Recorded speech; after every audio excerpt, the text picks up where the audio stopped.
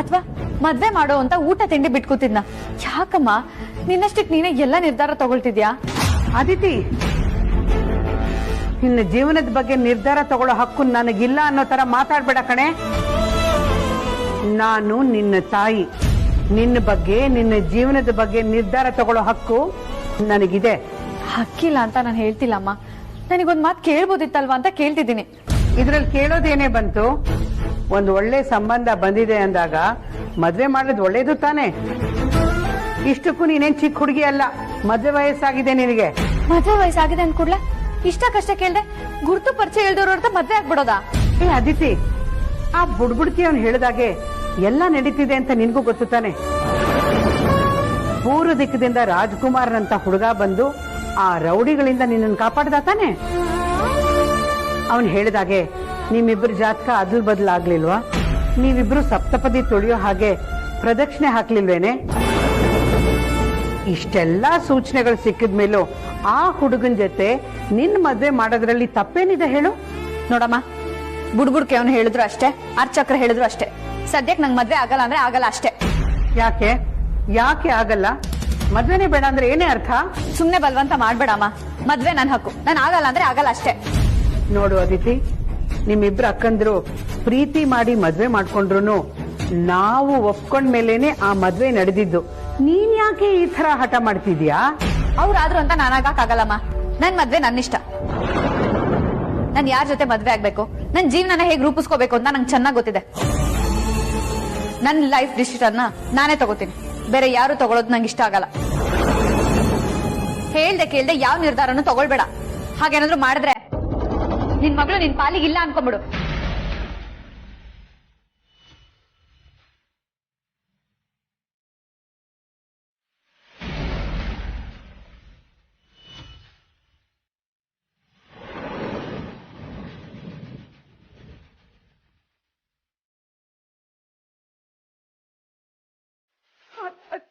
Aditi,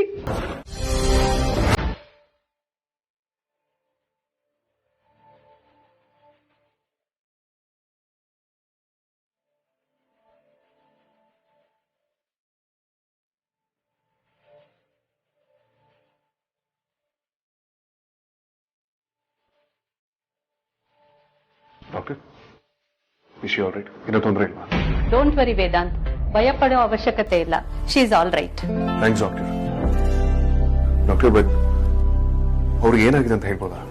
stress ಜಾಸ್ತಿ ಆಗಿರೋದ್ರಿಂದ ಈ ತರ ಆಗಿದೆ ಅಷ್ಟೇ. ಇನ್ ಮುಂದೆ ಹುಷಾರಾಗಿರ್ಬೇಕು. ಮತ್ತೆ ಇದೇ ರಿಪೀಟ್ ಆದ್ರೆ ತುಂಬಾ ಕಷ್ಟ ಆಗುತ್ತೆ.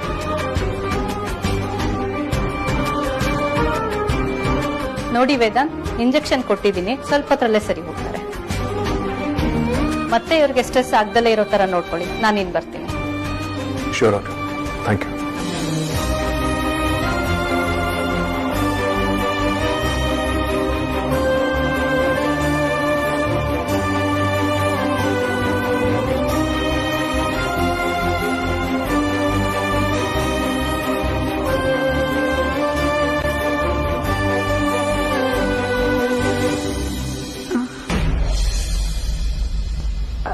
ಅದಿತಿ,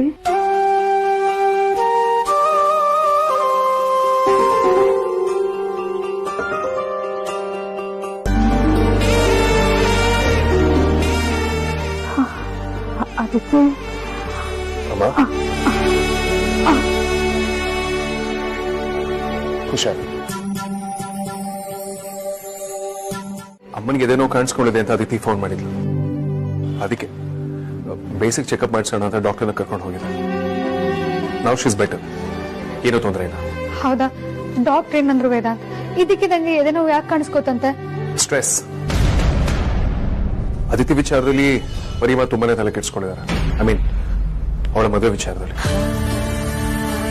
ಹಾಗಾಗಿ ಸ್ಟ್ರೆಸ್ ಇಂದ ಎದೇನೋ ಬಂತು ಅಂತ ಡಾಕ್ಟರ್ ಹೇಳ್ತಿದ್ರು. ನಾನು ಮಾತಾಡಿ ಎಲ್ಲ ಸರಿ ಮಾಡಿದ್ದೀನಿ. ಈಗೇನು ಟೆನ್ಷನ್ ತೊಗೊಳ್ಳೋ ಹಾಗಿಲ್ಲ. ಅಮ್ಮ ಧೈರ್ಯವಾಗಿದ್ದಾರೆ. ಅತಿಥಿ ಮದ್ವೆ ವಿಷಯನ ಅಂದ್ರೆ ಏನ್ ಹೇಳ್ತಿದ್ಯಾ ವೇದಾಂತ್? ಹೌದಾ ಮೂಲ್ಯ, ಅದಿತಿನ ನೋಡೋದಕ್ಕೆ ನಾಡಿದ್ದು ಗಂಡಿನ ಕಡೆಯವರು ಬರ್ತಿದ್ದಾರೆ. ಸೊ ನಾಡಿದ್ದು ಏನೇ ಕೆಲಸ ಇದ್ರು ನೀನ್ ಫ್ರೀ ಮಾಡ್ಕೊ, ನಾವ್ ಅಲ್ಲಿಗೆ ಹೋಗ್ಬೇಕು. ವೇದಾಂತ್, ನೀವ್ ನಿಜ ಹೇಳ್ದಿರ ತಾನೆ? ಯಾಕೆ ಅಮೂಲ್ಯ? ನನ್ನ ಮಾತು ನಿಂಗೆ ನಂಬಿಕೆ ಇಲ್ವಾ? ಯೋಚೆ ನಾನು ಆತರ ಕೇಳಿಲ್ಲ ವೇದಾಂತ್. ನೀನು ಸಡನ್ ಆಗಿ ಹೇಳಿದ ತಕ್ಷಣ ಒಂದ್ ಕ್ಷಣ ನಂಬಕ್ಕೆ ಆಗ್ಲಿಲ್ಲ ನಂಗೆ, ಅದಕ್ಕೆ ಹಾಗೆ ಕೇಳಿದೆ. ಅದಿತಿ ಬಗ್ಗೆ ಅಪ್ಪ ಅಮ್ಮಂಗೆ ಸ್ವಲ್ಪ ಟೆನ್ಷನ್ ಇತ್ತು ಅಂತ ನಂಗೆ ಗೊತ್ತಿತ್ತು, ಅದಕ್ಕೆ ಕೇಳಿದೆ. ನನಗಂತೂ ಎಷ್ಟು ಖುಷಿ ಆಗ್ತದೆ ಗೊತ್ತಾ, ಊರಿಗೆಲ್ಲ ಟಾಮ್ ಟಾಮ್ ಮಾಡ್ಕೊಂಡ್ ಬರೋಣ ಅನ್ಸ್ತದೆ. ಅಮೂಲ್ಯ, ಒಂದ್ ನಿಮಿಷ. ಯಾಕೆ ವೇದಾಂತ್? ಈಗಲೇ ಎಲ್ಲರಿಗೂ ಹೇಳೋದು ಬೇಡ. ಅದಿತಿ ಇನ್ನು ಮದುವೆ ವಿಚಾರದಲ್ಲಿ ಶ್ಯೂರ್ ಇಲ್ಲ, ಇನ್ನೂ ಸ್ವಲ್ಪ ಕನ್ಫ್ಯೂಷನ್ ಅಲ್ಲಿದೆ. ಅಮ್ಮ ತನ್ನಿಶ್ಚಿತ ಪ್ರಕಾರ ಮದುವೆ ಆಗ್ಬೇಕು ಅಂತ ತುಂಬಾ ಆಸೆ ಪಡ್ತಿದ್ದಾಳೆ. ಅದಿತಿ ತನ್ನಿಶ್ಚಿತ ಪ್ರಕಾರನೇ ಮದುವೆ ಆಗ್ಬೇಕು ಅಂತ ಹಠ ಮಾಡ್ತಿದ್ದಾಳೆ. ಅವಳಿಗಿನ್ನೂ ಮದುವೆ ಆಗ್ಬೇಕಾ ಬೇಡವಾ ಅನ್ನೋದ್ರ ಬಗ್ಗೆ ಕ್ಲಾರಿಟಿನೇ ಇಲ್ಲ. ಇನ್ಫ್ಯಾಕ್ಟ್ ಈ ವಿಚಾರದ ಬಗ್ಗೆ ಹೀಟೆಡ್ ಆರ್ಗ್ಯುಮೆಂಟ್ಸ್ ಇಂದಾನೆ ಅಮ್ಮನ್ಗೆ ಸ್ಟ್ರೆಸ್ ಆಗಿತ್ತು, ಎದೆನೋ ಬಂದಿತ್ತು. ಹೌದಾ, ಇಷ್ಟೆಲ್ಲ ಆಯ್ತಾ? ನಾನು ಅದಿತಿನ ಕನ್ವಿನ್ಸ್ ಮಾಡೋದಕ್ಕೆ ತುಂಬಾನೇ ಪ್ರಯತ್ನ ಪಟ್ಟೆ. ಆದ್ರೆ ಅದಿತಿ ನಾನೀಗ ಯಾವ ನಿರ್ಧಾರನೂ ತಗೊಳ್ಳೋ ಪರಿಸ್ಥಿತಿ ಇಲ್ಲ ಅಂತ ಹೇಳಿದ್ರು. ಅಮ್ಮನ ಖುಷಿಗೋಸ್ಕರ ಸದ್ಯಕ್ಕೆ ಹೆಣ್ಣೋಡೋ ಶಾಸ್ತ್ರ ಮುಗಿಲಿ, ಆಮೇಲೆ ಗಂಡಿನ ಬಗ್ಗೆ ಬ್ಯಾಕ್ಗ್ರೌಂಡ್ ರಿಸರ್ಚ್ ಮಾಡಿ ತಿಳ್ಕೊಳ್ಳೋಣ, ಮುಂದುವರಿಯೋಣ ಅಂತ ಒಪ್ಸ್ ಬಂದಿದ್ದೀನಿ. ಅದಕ್ಕೆ ಆರ್ತಿಗಾಗ್ಲಿ ಆದ್ಯಾಗಾಗ್ಲಿ ಅಥವಾ ಮನೆಯವ್ರಿಗಾಗ್ಲಿ ಯಾರಿಗೂ ಏನು ಹೇಳೋದು ಬೇಡ. ಮೊದಲು ನಾವಿಬ್ರು ಹೋಗಿ ಬರೋಣ. ಎಲ್ಲ ನಾವು ಅನ್ಕೊಂಡಾಗೆ ಆದ್ರೆ ಖಂಡಿತವಾಗ್ಲೂ ಮೇಲೆ ಎಲ್ಲರಿಗೂ ಹೇಳೋಣ. ಯಾರು ಬೇಡ ಅಂತಾನು ಹೇಳಲ್ಲ, ಬೇಜಾರು ಮಾಡ್ಕೊಡಲ್ಲ, ಎಲ್ಲರೂ ಸಪೋರ್ಟ್ ಮಾಡ್ತಾರೆ.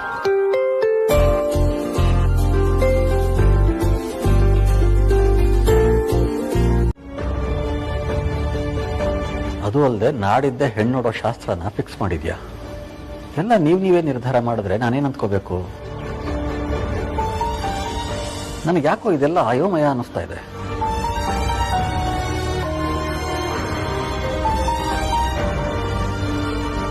ಬರೀ ನಿನ್ನ ಆತಂಕ ನನಗೇನು ಅಂತ ಅರ್ಥ ಆಗತ್ತೆ, ಆದ್ರೆ ಇದೆಲ್ಲ ದಿಢೀರಂತ. ರೀ, ನನ್ ಸಂಕಟನು ಸ್ವಲ್ಪ ಅರ್ಥ ಮಾಡ್ಕೊಳ್ಳಿ. ನಾವು ಹೆಣ್ಣೆತ್ತವ್ರು, ನಮ್ ಕಣ್ಮುಂದೆನೆ ನಮ್ ಹೆಣ್ಮಕ್ಳ ಬಗ್ಗೆ ಅಕ್ಕಪಕ್ಕದವರೆಲ್ಲ ಮಾತಾಡ್ಕೊಂಡಾಗ ನಮ್ಮ ಮನ್ಸಿಗೆ ಎಷ್ಟು ನೋವಾಗಲ್ಲ ಹೇಳಿ.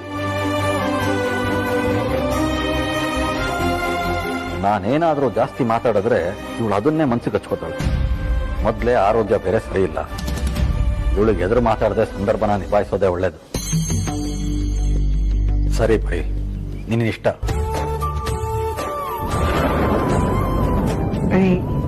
ನಿಮಗೆ ಹೇಳಿದೆ ನಾನು ಈ ನಿರ್ಧಾರ ತಗೊಂಡೆ ಅಂತ ಬೇಜಾರು ಮಾಡ್ಕೋಬೇಡಿ. ಈಗ ನಮ್ಮ ಅತಿಥಿಗೆ ಬಂದಿರೋದು ತುಂಬಾ ಒಳ್ಳೆ ಸಂಬಂಧ ರೀ. ನಾವಾಗೆ ಹುಡುಕಿದ್ರು ಇಂಥ ಒಳ್ಳೆ ಸಂಬಂಧ ಸಿಗ್ತಾ ಇರ್ಲಿಲ್ಲ. ಹುಡುಗ ರೂಪ್ ಅಂತ ಡಾಕ್ಟರ್ ಬೇರೆ, ಸಂಸ್ಕಾರ ಉಳ್ಳವನು. ಅವ್ರ ಅಪ್ಪ ಅಮ್ಮನೂ ಅಷ್ಟೇ ತುಂಬಾ ಒಳ್ಳೆ ಜನ.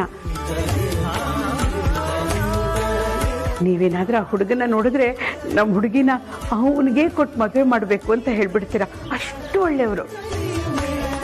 ಇಂಥ ಒಳ್ಳೆ ಸಂಬಂಧ ತಾನಾಗೆ ಹುಡ್ಕೊಂಡು ನಮ್ಮನೆ ಬಾಗಿಲಿಗೆ ಬಂದಿದೆ ಅಂದ್ರೆ ನಾವು ಮದುವೆ ಮಾಡ್ಬಿಡೋದು ಒಳ್ಳೇದಲ್ವೇನ್ರಿ?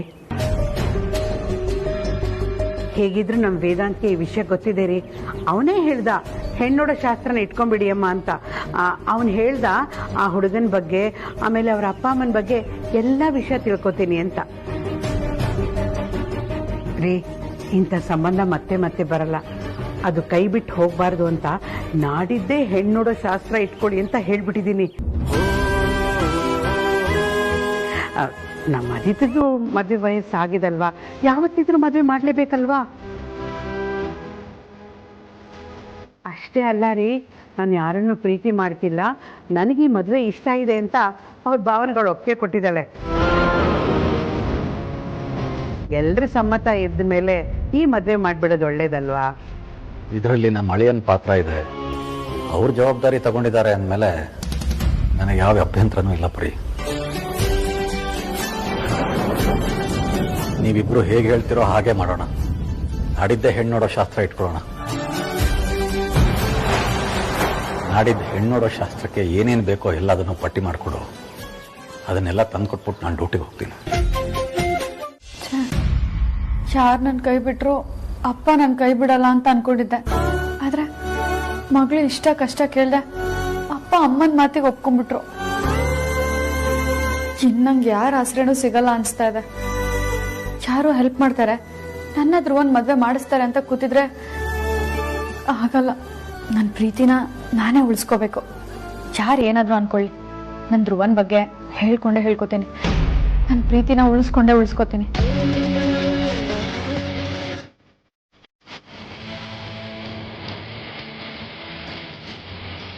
ಧ್ರುವ ನಾನು ಲವ್ ಮಾಡ್ತಿದ್ದೀವಿ ಅಂದ್ರೆ ಯಾರು ಒಪ್ಕೊಳ್ತಾರೆ?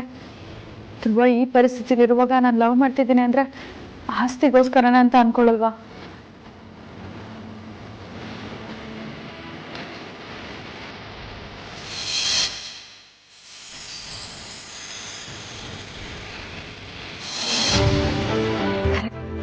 ಆ ಲಾಕೆಟ್ ಒಂದೇ ನಂಗೆ ಕಾಪಾಡೋದಕ್ಕೆ ಸಾಧ್ಯ. ಆ ಲಾಕೆಟ್ನ ವೇದನ್ ಭಾವಂಗ್ ತೋರಿಸಿ ಧ್ರುವನೇ ನನ್ನ ಹುಡುಗ ಅಂತ ಹೇಳ್ತೀನಿ.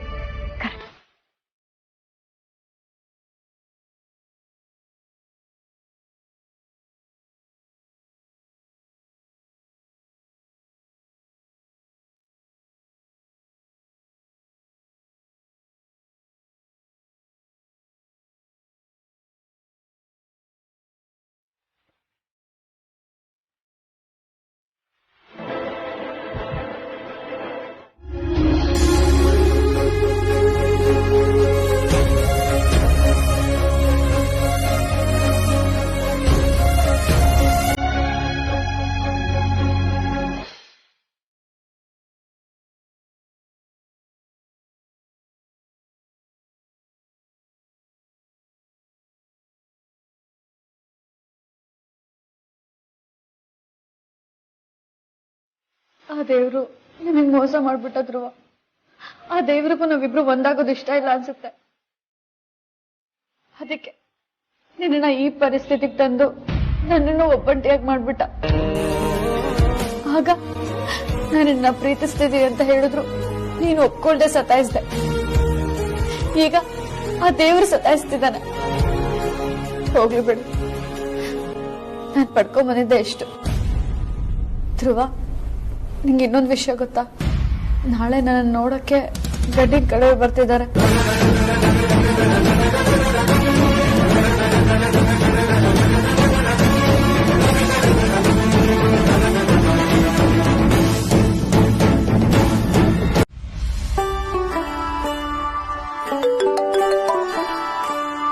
ಹಲೋ ಮಾ, ಹೇಗಿದ್ಯಾ? ಎದೆ ನೋವು ಅಂತಿದೆ, ಈಗ ಹೇಗಿದೆ? ಹಾ ಅಮ್ಮ, ವೇದಾಂತ್ ಬಂದ್ ಹೋದ್ಮೇಲೆ ಸುಧಾರಿಸ್ಕೊತಾ ಇದ್ದೀನಿ. ಈಗ ಪರವಾಗಿಲ್ಲ ಕಣೆ. ಹಾ, ವೇದನ್ ಮಾತೇನೆ ಮಾತ್ರೆ ಅನ್ಕೊಂಡು ಮಾತ್ರೆ ತಗೊಳ್ಳೋದನ್ನೆಲ್ಲ ನಿಲ್ಸ್ಬಿಡ್ಬೇಡ. ಡಾಕ್ಟರ್ ಕೊಟ್ಟಿರೋ ಮಾತ್ರೆನ ಟೈಮ್ ಟು ಟೈಮ್ ಕರೆಕ್ಟ್ ಆಗಿ ತಗೋ. ನಿಂಗೆ ಗೊತ್ತಾಗ್ಲಿಲ್ಲ ಅಂತ ಅಂದ್ರೆ ಅದಿತಿ ಇಲ್ಲ ಅಂಜುನ ಕೇಳಿ ತಿಳ್ಕೊ. ಅಯ್ಯೋ ಅಮ್ಮು, ನಿನ್ನೆಯಿಂದ ಬರೀ ನನ್ನ ಆರೋಗ್ಯದ ವಿಷಯನೇ ಮಾತಾಡ್ತಾ ಇದ್ದೀವಿ. ಅದಕ್ಕಿಂತ ಮುಖ್ಯವಾದ ವಿಷಯ ಬೇರೆ ಇದೆ. ನಿನ್ನೆಯಿಂದ ನಿನ್ನ ಹತ್ರ ಹೇಳ್ಕೋಬೇಕು ಅನ್ಕೋತಾ ಇದ್ದೀನಿ, ಆಗ್ತಾನೆ ಇಲ್ಲ ಕಣೆ. ಹೌದಾ? ಏನಮ್ಮ ಅದು? ನಾಳೆ ನಿನ್ ತಂಗಿ ಅದಿತಿನ ನೋಡಕ್ ಬರ್ತಿದ್ದೀರ ಕಣೆ. ಹೆಣ್ಣೋಡು ಶಾಸ್ತ್ರ ಇಟ್ಕೊಂಡಿದೀವಿ. ನೀನು ನಿಮ್ಮ ಅಕ್ಕ ದಂಪತಿಗಳ ಸಮೇತ ಬಂದು ಮುಂದೆ ನಿಂತು ಎಲ್ಲ ನಡ್ಸ್ಕೊಡ್ಬೇಕು, ಸರಿನಾ? ಆರ್ತಿಗಾಗ್ಲಿ, ಆದ್ಯಾಗಾಗ್ಲಿ ಅಥವಾ ಮನೆಯವ್ರಿಗಾಗ್ಲಿ ಯಾರಿಗೂ ಏನು ಹೇಳೋದು ಬೇಡ. ಮೊದಲು ನಾವಿಬ್ರು ಹೋಗಿ ಬರೋಣ. ಏ ಅಮ್ಮು, ಏನ್ ಯೋಚನೆ ಮಾಡ್ತಿದ್ಯಾ? ನಾನು ಹೇಳಿದ್ ಕೇಳಿಸ್ತಾ? ಹಾಮ್ಮ, ಕೇಳಿಸ್ತದೆ. ಆದ್ರೆ ನಾಳೆ ಅಕ್ಕ ನಮ್ ಜೊತೆಗೆ ಬರೋದು ಡೌಟು ಅನ್ಸುತ್ತೆ. ಹೌದಾ? ಯಾಕೆ? ಅಕ್ಕ ಯಾವಾಗ್ಲೂ ಸುಸ್ತು ಅಂತಿರ್ತಾಳಮ್ಮ.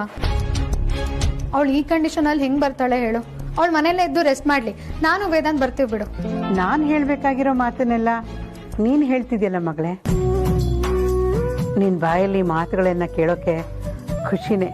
ಈಗ ನೀನು ತಂಗಿ ಅಲ್ದೆ ತಾಯಿ ಆಗಿರೋದೇ ಒಳ್ಳೇದು. ಏನಮ್ಮ ನೀನು ಇರೋ ವಿಷಯನ ಹೇಳಿದ್ರೆ ತಾಯಿ ತಂಗಿ ಅನ್ಕೊಂಡು? ಸರಿ ಅಮ್ಮ, ನಾಳೆ ನೀನು ವೇದಾಂತ ಸ್ವಲ್ಪ ಬೇಗ ಬಂದ್ಬಿಡಿ. ನೀವು ಬರೋವರೆಗೂ ನನ್ನ ಕೈಕಾಲೇ ಆಡಲ್ಲಮ್ಮ. ನೀನ್ ಬಂದ ಮೇಲೆ ನನಗೆ ಧೈರ್ಯ ಬರೋದು. ನೀನೇನು ಯೋಚನೆ ಮಾಡ್ಬೇಡಮ್ಮ, ಬೆಳಿಗ್ಗೆ ತಿಂಡಿಗೆ ಅಲ್ಲಿಗೆ ಬರ್ತೀವಿ. ಆಯ್ತಮ್ಮ, ಹಾಗೆ ಆಗ್ಲಿ. ಅಮ್ಮ, ಅದಿತಿ ಎಲ್ಲಿದ್ದಾಳೆ? ಅವಳಿಗೊಂದ್ಸತಿ ಫೋನ್ ಕೊಡು. ಅವಳಿಗೆ ಚೆನ್ನಾಗಿ ರೇಗ್ಸಿ ಸೇಟ್ ತಿರ್ಸ್ಕೋಬೇಕು. ನಿನ್ ತಂಗಿಗೆ ನನ್ ಮೇಲೆ ಕೋಪ ಇನ್ನು ಕಮ್ಮಿ ಆಗಿಲ್ಲ ಕಣಮ್ಮ. ಮುಖನ ಉಪ್ಪಂತ ಊದಿಸ್ಕೊಂಡು ರೂಮಲ್ಲಿ ಕೂತಿದ್ದಾಳೆ. ಅಮ್ಮ, ಹೀಗ್ ಕೇಳ್ತಿದ್ದೀನಿ ಅಂತ ತಪ್ಪು ತಿಳ್ಕೊಬೇಡ. ಅದಿತಿ ಮದ್ವೆ ಆಗೋದಕ್ಕೆ ಒಪ್ಕೊಂಡಿದ್ದಾಳೆ ತಾನೆ? ಯಾಕೆ ಹೀಗೆಲ್ಲ ಮಾತಾಡ್ತಿದ್ಯಾ? ಇದ್ರಲ್ಲಿ ಬಲವಂತ ಏನೇ ಬಂತು? ಅವಳು ಒಪ್ಕೊಂಡ್ಮೇಲೆ ತಾನೆ ನಾನು ಹುಡುಗನ ಮನೆಯವ್ರನ್ನ ಬರಕ್ ಹೇಳಿರೋದು. ಅಮ್ಮ, ಹುಡ್ಗನ್ ಬಗ್ಗೆ ಅವ್ರ ಮನೆಯವ್ರ ಬಗ್ಗೆ ಸರಿಯಾಗಿ ತಿಳ್ಕೊಂಡಿದ್ಯಾ ಅಲ್ವಾ? ಯಾಕಂದ್ರೆ ಈಗಿನ ಕಾಲದಲ್ಲಿ ಯಾರನ್ನೂ ನಂಬಕ್ ಆಗಲ್ಲ. ಒಂದ್ಸಲ ಭೇಟಿಯಾಗಿದ್ ಮಾತ್ರಕ್ಕೆ ಅವ್ರು ಹೇಗೆ ಅಂತ ಗೊತ್ತಾಗಲ್ಲ. ಹೆಣ್ ಸಿಗಲ್ಲ ಅಂತ ಸಂಕಟಕ್ಕೆ ಲಕ್ಷ ಸುಳ್ಳು ಹೇಳ್ಕೊಂಡು ಮದ್ವೆ ಮಾಡ್ಕೊಂಡು ಹೋಗೋರೆ ಜಾಸ್ತಿ. ನೀನ್ ಹೇಳೋದ್ ನಿಜಾನೇ ಅಮ್ಮ. ಆದ್ರೆ ನಮ್ ದೇವಸ್ಥಾನದ ಅರ್ಚಕರು ಇವ್ರನ್ನ ಇವ್ರ ಕುಟುಂಬದವ್ರನ್ನೆಲ್ಲ ತುಂಬಾ ವರ್ಷಗಳಿಂದ ನೋಡ್ಕೊಂಡ್ ಬಂದಿದಾರಂತೆ. ತುಂಬಾ ಒಳ್ಳೆ ಜನ ಅಂತೆ, ನಮ್ಗ್ ಹೊಂದ್ಕೊಳ್ತಾರೆ ಅಂತ ಹೇಳಿದ್ದಾರೆ. ಆಡಿಸಿ ನೋಡು ಬೀಳಿಸಿ ನೋಡು ಉರುಳಿ ಹೋಗೋದು ಅನ್ನೋ ಹಾಡು ಕೇಳಿದ್ಯಾ ಅಲ್ವಾ? ಆ ಹಾಡು ನಿನ್ಗೆ ತುಂಬಾ ಚೆನ್ನಾಗಿ ಸೂಟ್ ಆಗುತ್ತೆ ಕಣೋ. ಸಾಯಿಸ್ಬೇಕು ಅಂತ ಎಷ್ಟೇ ಪ್ರಯತ್ನ ಪಟ್ರು ಸಾಯೋದೇ ಇಲ್ಲ ಅಂತ್ಯ. ಯಾವುದಕ್ಕೂ ತಲೆನೂ ಕೆಡಿಸ್ಕೊಳ್ಳಲ್ಲ ಅಂತ್ಯ. ನೀನೊಂಥರ ಗಟ್ಟಿ ಪಿಂಡ ಕಣೋ. ಆದ್ರೂ ಏನೂ ಪ್ರಯೋಜನ ಇಲ್ಲ. ಜೀವಂತ ಹೆಣ ಅಲ್ವಾ ನೀನು? ಹೆಣಕ್ಕೆ ಬಟ್ಟೆ ಹಾಕ್ಸಿ ಕೂರಿಸ್ದಂಗಿದೆ. ಆದ್ರೂ ನಿನ್ನ ಪ್ರೀತಿನ ಧೈರ್ಯನ ಮೆಚ್ಚಲೇಬೇಕು. ನಿನ್ ಸತ್ ಮೇಲಾದ್ರೂ ಚೆನ್ನಾಗಿರ್ಲಿ, ಡೈರೆಕ್ಟ್ ಆಗಿ ಕೈಲಾಸಕ್ಕೆ ಹೋಗ್ಲಿ ಅಂತ ಆ ನರ್ಸನ್ನ ಕರೆಸಿದ್ರೆ ಆ ನರ್ಸ್ ಆಗಿ ಅದಿತಿನೇ ಬಂದಿದ್ದಾಳೆ. ಅಂದ್ರೆ ನಿಮ್ಮಿಬ್ಬರಿಗೂ ಏನೋ ಸಂಬಂಧ ಇರ್ಲೇಬೇಕಲ್ವಾ? ಅಮರ ಮಧುರ ಪ್ರೇಮ ಅನ್ಸತ್ತೆ. ಅಲ್ಲ, ದುಡ್ಗೋಸ್ಕರ ಅವಳು ನಿನ್ ಹಿಂದೆ ಬಿದ್ಲ, ಇಲ್ಲ ನೀನ್ ಹಿಂದೆ ಬಿದ್ಯಾ?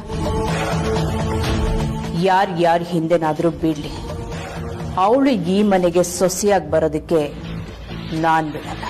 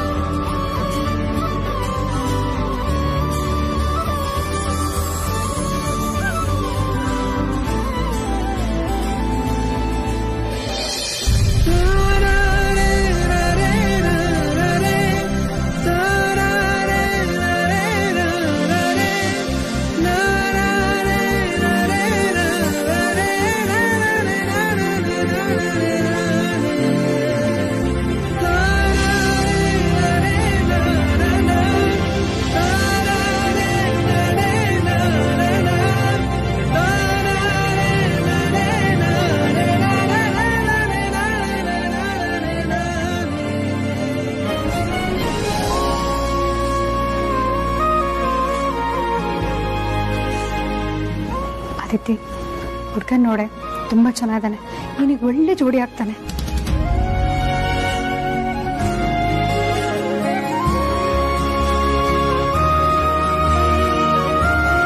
ತೇಜಸ್, ನಿಮಗೆ ನಮ್ಮ ಹುಡುಗಿ ಇಷ್ಟ ಇರಲ್ಲ? ನನಗೂ ಓಕೆ. ಅಂದ್ರೆ ನಮ್ಮ ಅಪ್ಪ ಅಮ್ಮ ನಮಗೂ ಓಕೆ. ಹುಡುಗಿ ತುಂಬಾ ಲಕ್ಷಣವಾಗಿದ್ದಾಳೆ. ನಮ್ಮ ಮಗನ್ಗೂ ಒಳ್ಳೆ ಜೋಡಿ ಆಗ್ತಾಳೆ.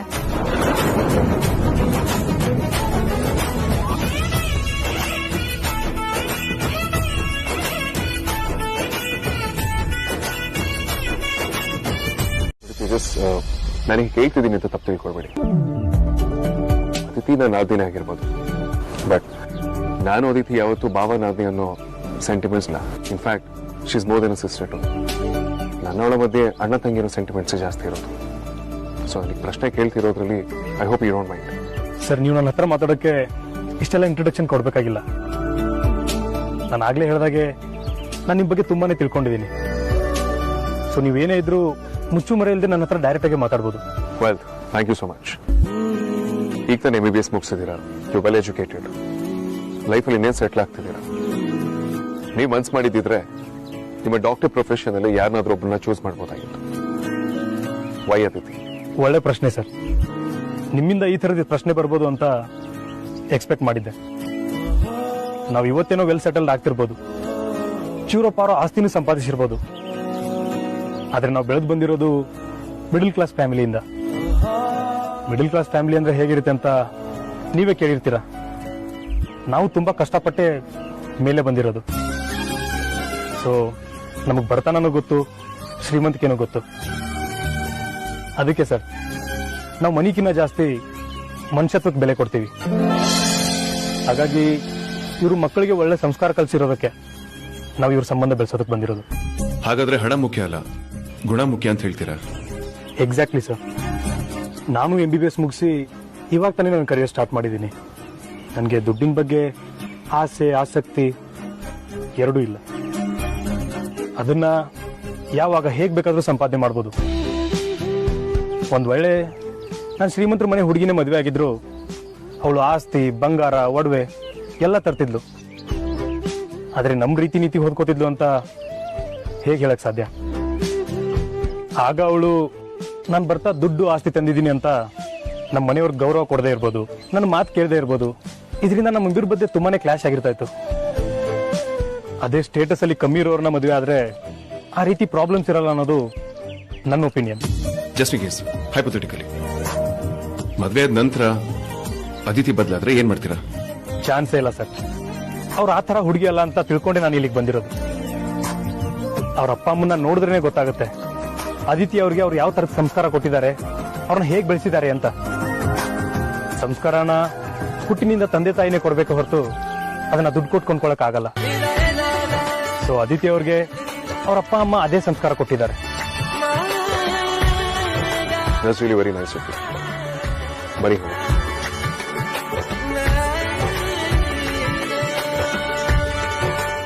ಒಳ್ಳೆ ವಿಷಯನೇ ಹೇಳಿದ್ರಿ, ತುಂಬಾ ಸಂತೋಷ ಆಯ್ತು.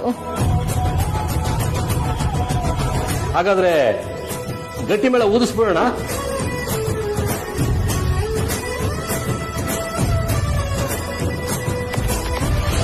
ಹುಡುಗ ಹುಡುಗಿ ಒಪ್ಕೊಂಡ್ಮೇಲೆ ನಮ್ದಿನ್ನೇನಿದೆ, ಒಂದ್ ಒಳ್ಳೆ ದಿನ ನೋಡಿ ನಿಶ್ಚಿತಾರ್ಥ ಗೊತ್ತು ಮಾಡೋಣ.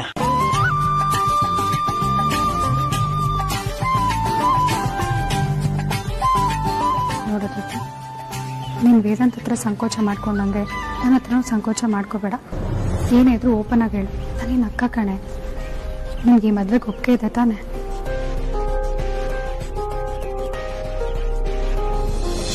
ಅವಳನ್ನ ರಾಜಣ್ಣಂಗೆ ಕೊಟ್ಟು ಮದ್ವೆ ಮಾಡೋದಕ್ಕಾಗಲ್ಲ.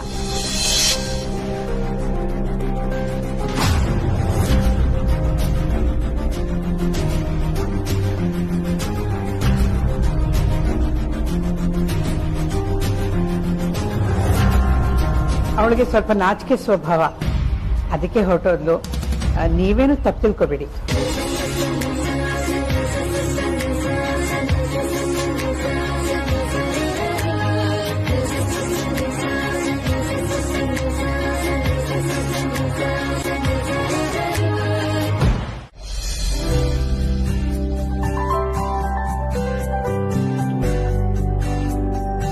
ಸಾರ್ಥಕ್, ಏನಾದ್ರೂ ಪ್ರಾಬ್ಲಮ್ ಆಗಿದೆಯಾ? ಏನಿಲ್ಲ ಅತ್ತೆ, CCTV ಸ್ವಲ್ಪ ರಿಪೇರಿ ಮಾಡಿಸ್ತೀನಿ ಅಷ್ಟೇ. ಓ ಹೌದಾ?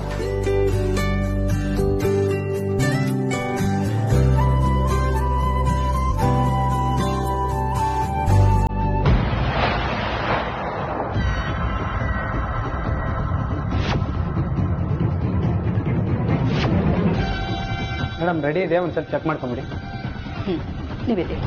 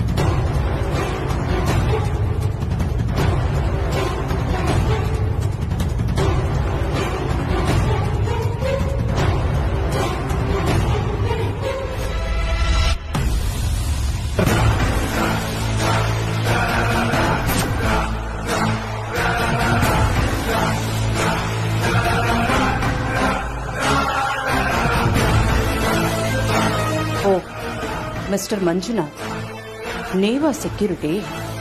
ಪರವಾಗಿಲ್ಲ, ತುಂಬಾ ಚೆನ್ನಾಗಿ ಆಕ್ಟ್ ಮಾಡ್ತೀರಿ. ಒಳ್ಳೆ ಕಲಾವಿದ ನೀವು. ಗೂಬೆಗಳೆಲ್ಲ ಒಂದೇ ಮರದಲ್ಲಿ ನೇತಾಡೋ ಹಾಗೆ ನಿಮ್ ಇಡೀ ಫ್ಯಾಮಿಲಿನೇ ನಮ್ಮನೆಗೆ ಬಂದು ನೇತು ಹಾಕೋಬೇಕು ಅಂತ ಅಂದ್ಕೊಂಡಿದ್ದೀರಾ? ನೋಡ್ತೀನಿ ನಿಮ್ಗೆ ಹೇಗ್ ಬುದ್ಧಿ ಕಲಿಸ್ತೀನಿ ಅಂತ. ಇನ್ನೊಂದ್ಸಲ ನಮ್ಮ ಮನೆ ಕಡೆ ತಲೆ ಕೂಡ ಹಾಕಿ ಏನಂತೀಯ ಅಮೂಲ್ಯ?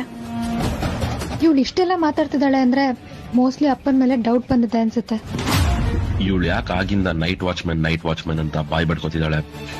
ಮೋಸ್ಟ್ಲಿ ಏನೋ ಪ್ಲಾನ್ ಮಾಡಿದಾಳೆ ಅನ್ಸುತ್ತೆ. ನಾನು ಹೇಳ್ತಿರೋದು ಸರಿಯಾಗಿದೆ ಅಲ್ವಾ ಅಮೂಲ್ಯ? ಅತ್ತೆ, ನೈಟ್ ವಾಚ್ಮನ್ ಇನ್ನೂ ಬಂದಿಲ್ಲ. ನಾಳೆ ಪರಿಚಯ ಮಾಡ್ಕೊಂಡ್ರಾಯ್ತು ಬಿಡಿ. ಇಲ್ಲ ಅಮೂಲ್ಯ, ರೊಟ್ಟಿ ಬಿಸಿ ಇರ್ಬೇಕಾದ್ರೇನೆ ತಿನ್ಬೇಕು. ತಣ್ಣಗಾದ್ಮೇಲೆ ತಿಂದ್ರೆ ರುಚಿ ಇರಲ್ಲ.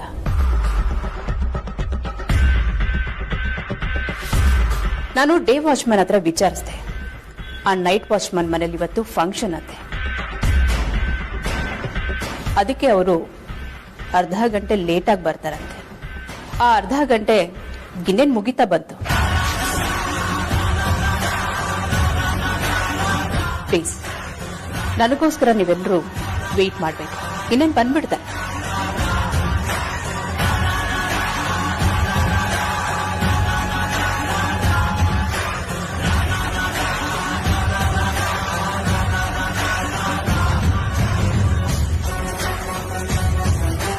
ಇವಳಿಗೆ ಪಕ್ಕ ಅಪ್ಪನ ಮೇಲೆ ಡೌಟ್ ಬಂದಿದೆ.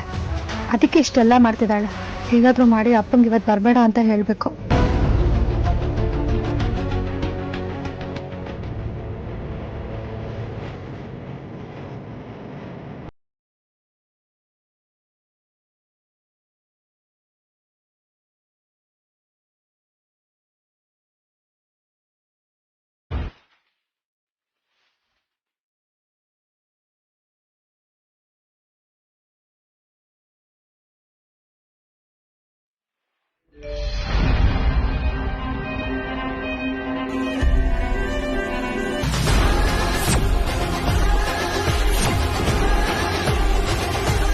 ಅಪ್ಪ, ನೀವಿವತ್ತು ಸೆಕ್ಯೂರಿಟಿ ಡ್ಯೂಟಿಗೆ ಬರಬೇಡಿ. ನಮ್ಮ ಅತ್ತಗೆ ಡೌಟ್ ಬಂದಿದೆ ಅನ್ಸುತ್ತೆ. ಅಯ್ಯೋ ದೇವ್ರಿ, ಸುಹಾಸಿನಿಗೆ ನಮ್ಮ ಮನೆಯವ್ರ ಮೇಲೆ ಅನುಮಾನ ಬಂದಿದ್ಯಾ? ಹಾಗಿದ್ರೆ ಅಮ್ಮಗೂ ಇವರಲ್ಲಿ ಕೆಲಸ ಮಾಡ್ತಿರೋ ವಿಷಯ ಗೊತ್ತಾಗಿದ್ಯಾ? ಹಾಗಿದ್ಮೇಲೆ ಇವಳು ಯಾಕೆ ನಮ್ಮ ಹತ್ರ ಹೇಳ್ಕೊಳ್ಳಿಲ್ಲ? ಸುಹಾಸಿನಿಗೆ ಈಗ ಅನುಮಾನ ಬಂದಿದೆ ಅಂದ್ರೆ ಅವಳು ಖಂಡಿತ ಸುಮ್ಮನೆ ಇರಲ್ಲ. ನಮ್ಮವ್ರಿಗೆ ಅವಮಾನ ಮಾಡಬೇಕು ಅಂತ ಹೊಂಚು ಹಾಕ್ತಿರ್ತಾಳೆ. ಮೊದಲೇ ಅವಳಿಗೆ ನಮ್ಮನ್ನು ಕಂಡ್ರೆ ಅಷ್ಟಕ್ಕಷ್ಟೇ.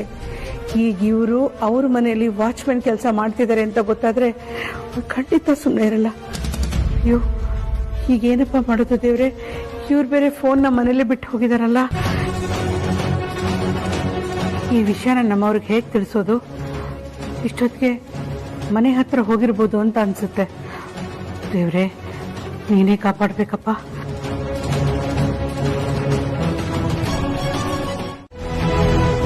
ಬನ್ನಿ ಬನ್ನಿ, ನಿಮಗೋಸ್ಕರ ನಾವೆಲ್ಲರೂ ವೇಟ್ ಮಾಡ್ತಾ ಇದ್ದೀವಿ. ಒಳ್ಳೆ ಸಮಯಕ್ಕೆ ಬಂದ್ರಿ.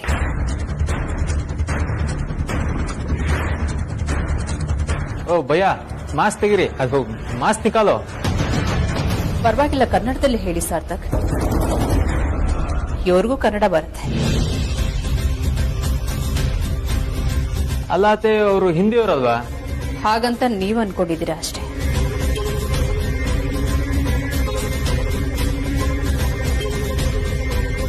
ತೆಗಿರಿ ಮಾಸ್ಕ್.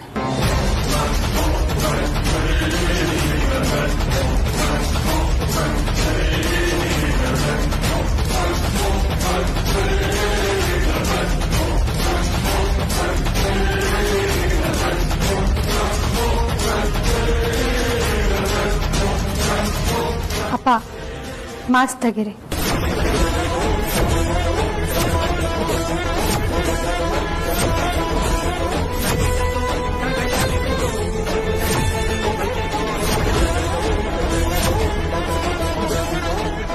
ನೀವ್ಯಾವ ತಪ್ಪು ಮಾಡಿಲ್ಲಪ್ಪ. ಧೈರ್ಯವಾಗಿ ಮಾಸ್ಕ್ ತೆಗೀರಿ.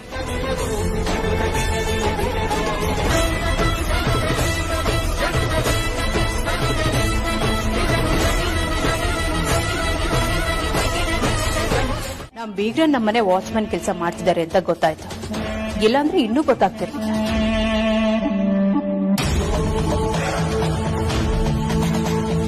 ಈ ವಿಚಾರ ನಮ್ಮನೆಯವ್ರಿಗೆ ಮಾತ್ರ ಗೊತ್ತಾಯ್ತು. ಅದು ನಮ್ಮ ರಿಲೇಟಿವ್ಸ್ ಗೊತ್ತಾದ್ರೆ ನಮ್ಮ ಮಾನ ಮರ್ಯಾದೆ ಏನಾಗ್ತಿತ್ತು ಅಂತ ಯೋಚನೆ ಮಾಡಿ. ಅಮ್ಮ, ಮಂಜು ಅಪ್ಪ ನಮ್ಮನೇಲಿ ವಾಚ್ಮನ್ ಕೆಲಸ ಮಾಡಿರೋದು ನಮ್ಗೆ ಅವಮಾನ ಆಗುತ್ತೆ ಅಥವಾ ನಮ್ಮ ಗೌರವಕ್ಕೆ ಧಕ್ಕೆ ಬರುತ್ತೆ ಅಂತ ನಾವು ಯೋಚನೆ ಮಾಡೋದು ತಪ್ಪಮ್ಮ. ಯಾಕಂದ್ರೆ ಅವರು ನಮ್ ಯಾರಿಗೂ ಮೋಸ ಮಾಡಿಲ್ಲ, ಈ ಮನೆಯಲ್ಲೂ ಕಳ್ತನೂ ಮಾಡಿಲ್ಲ, ನ್ಯಾಯವಾದ ದಾರಿಲಿ ಬದುಕಿದ್ದಾರೆ, ಸ್ವಾಭಿಮಾನದಿಂದ ಕಷ್ಟಪಟ್ಟು ದುಡ್ತಿದ್ದಾರೆ. ಇನ್ಫ್ಯಾಕ್ಟ್ ಅವ್ರ ಮೇಲೆ ಇರೋ ಗೌರವ ನನಗಿನ್ನೂ ಹೆಚ್ಚಿಗೆ ಆಯ್ತು. ಅವ್ರ ಬಗ್ಗೆ ನನಗೆ ಹೆಮ್ಮೆ ಅನ್ನಿಸ್ತದೆ.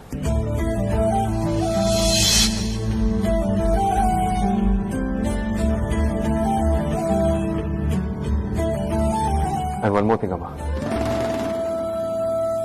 ಅಪ್ಪ ಈ ಹಿಂದೆ ಆಟೋ ಓಡಿಸ್ತಿರೋ ವಿಚಾರ ಕೂಡ ನನಗೆ ಮೊದಲೇ ಗೊತ್ತಿತ್ತು.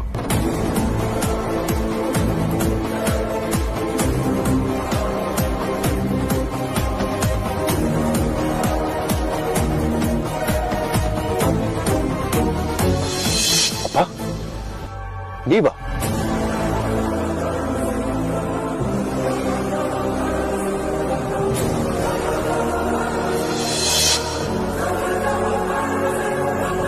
ಆದ್ರೆ ನಮ್ಮ ಮನೇಲಿ ವಾಚ್ಮನ್ ಕೆಲಸ ಮಾಡ್ತಿದ್ದಾರೆ ಅನ್ನೋ ವಿಚಾರ ಈಗ ನನಗೆ ಗೊತ್ತಾಗಿತ್ತು.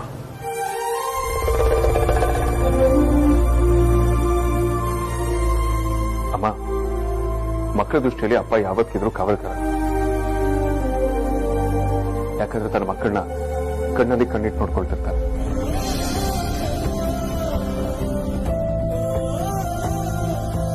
ಈ ಹೆಣ್ಮಕ್ಳ ವಿಚಾರಕ್ಕೆ ಬಂದಾಗ ಮಂಜು ಅಪ್ಪ ಜಾಸ್ತಿ ಪ್ರೀತಿ ಕಾಳಜಿ ಕೊಟ್ಟೆ ನೋಡ್ಕೊಂಡಿದ್ದಾರೆ.